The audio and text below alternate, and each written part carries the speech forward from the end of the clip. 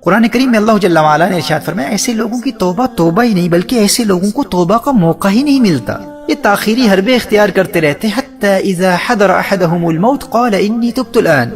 یہاں تک کہ ایک باقاعدہ پلاننگ کے ساتھ توبہ کو مؤخر کرتے رہتے ہیں اور اچانک موت آ جاتی ہے اور موت کو دیکھ کر کہتے ہیں میں نے اب توبہ کر لی۔ لیکن اس طبقے سے تعلق رکھنے والوں کا جواب کبھی کچھ ایسا بھی ہوتا ہے کہ میں گناہ تو نہیں چھوڑ سکتا لیکن میں ساتھ ساتھ صدقہ و خیرات بھی تو خوب کرتا ہوں بھائی، میں آنے والے 5 سالوں تک یا 10 یا 20 سالوں تک گناہ بھی کرتا رہوں گا اور میری فلاں نیکیوں اور فلاں صدقات و خیرات سے حساب برابر بھی ہوتا رہے گا، اللہ جل وعلا بیلنس کر دے گا العیاذ باللہ، اور پھر ایک وقت آئے گا کہ ان گناہوں کو بھی چھوڑ دوں گا۔ اچھا کچھ لوگ کسی میریکل کے منتظر ہوتے ہیں، وہ کہتے ہیں ایک دن میری زندگی میں ایسا آئے گا، وہ حج کا دن ہو یا لیلۃ القدر ہو یا شب برات ہو، ایک ایسی رات آئے گی جو میرے دل کی دنیا بدل کر رکھ دے گی، بس میں اس میریکل کا منتظر ہوں، I'm just waiting for that miraculous night that will change my entire life. It will completely transform me and until then I will continue with my sinful activities. اس وقت تک میں گناہوں سے بچ ہی نہیں سکتا۔ میرے بھائی اور میری بہنوں، یہ وہ لوگ ہیں جن کے متعلق اللہ جل وعلا ارشاد فرماتا ہے کہ اللہ ایسے لوگوں کی توبہ قبول نہیں فرماتا، یہ ایسے ہی زندگی گزارتے رہتے ہیں یہاں تک کہ ان کی موت آ جاتی ہے اور پھر موت کو دیکھ کر کہتے ہیں اللہ ہمیں معاف فرما دے، آج میں نے توبہ کر لی۔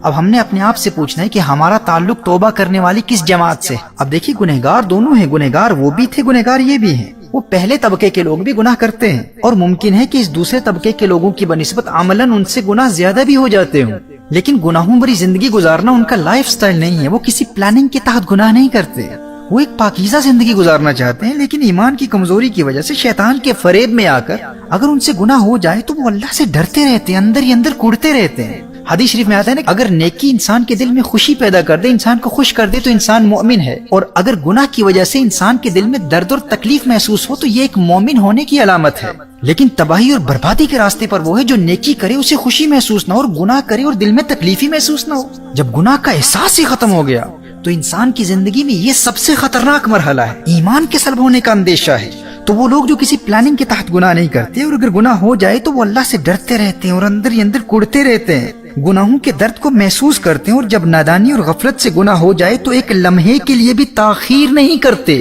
فوراً توبہ کر لیتے ہیں۔ تو اللہ جل وعلا ایسے گنہگاروں کی توبہ فوراً قبول کر لیتا ہے، کیونکہ وَكَانَ اللَّهُ عَلِيمًا حَكِيمًا، اسی آیت میں فرمایا کہ اللہ جانتا ہے، اللہ کو اس بات کا علم ہے کہ وہ اللہ سے ڈرتے بھی ہیں اور نادم و شرمندہ بھی ہیں، اور اس وقت توبہ انہوں نے آئندہ گناہ نہ کرنے کا پختہ ارادہ بھی کر لیا ہے، اور پھر توبہ میں تاخیر بھی نہیں کرتے، فوراً توبہ کر لیتے ہیں۔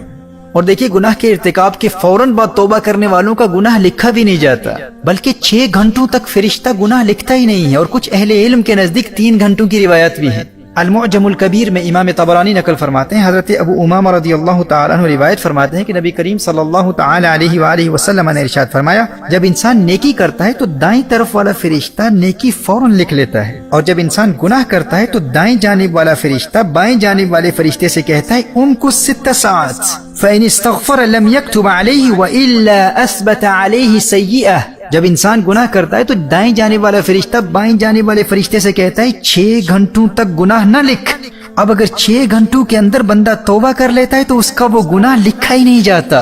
اور اگر توبہ نہیں کرتا تو 1 گناہ لکھا جاتا ہے۔ امام سیوطی فرماتے ہیں یہ حدیث صحیح ہے، لیکن یاد رکھیے اس کے لیے جس سے غفلت کی وجہ سے گناہ ہو جائے، اس کے لیے نہیں جو مکمل پلاننگ کے ساتھ گناہ کرتا ہے اس ارادے سے کہ میں 6 گھنٹوں کے اندر توبہ کر لوں گا تو گناہ لکھا ہی نہیں جائے گا۔ ایسا شخص بھی اس دوسرے طبقے میں شمار ہوتا ہے جو گناہوں کو پلان کرتا ہے، بلکہ جو 6 گھنٹوں کے اندر توبہ کرنے کے ارادے سے گناہ کرتا ہے تو ایسے انسان کا ایمان ہی سلب ہو سکتا ہے، کیونکہ وہ اللہ کی رحمت کا مذاق اڑا رہا ہے۔ تو محترم احبہ، اللہ جل وعلا سے ڈرتے رہو، اور اگر غفلت کی وجہ سے گناہ ہو جائے تو توبہ میں تاخیر نہیں کرنی، آئندہ گناہ نہ کرنے کے پختہ ارادے سے فوراً توبہ کر لینی ہے۔ ہم انسان ہیں، ہم سے گناہ ہو سکتے ہیں، لیکن اللہ جل وعلا کی پناہ مانگی اس حالت سے جب انسان توبہ کرنے والوں کے دوسرے طبقے میں شامل ہو جاتا ہے۔ سچی توبہ سے محبت کرتے رہو اور اپنا محاسبہ کرتے رہو، خود سے پوچھتے رہو کہ ہمارا شمار توبہ کرنے والوں کے کون سے طبقے میں ہوتا ہے۔ کہیں ہم اس خوش فہمی کا شکار تو نہیں ہے کہ 2 سال بعد گناہ سے توبہ کرنے کا موقع مل جائے گا، یا حج میں توبہ کر لیں گے، رمضان المبارک میں توبہ کر لیں گے،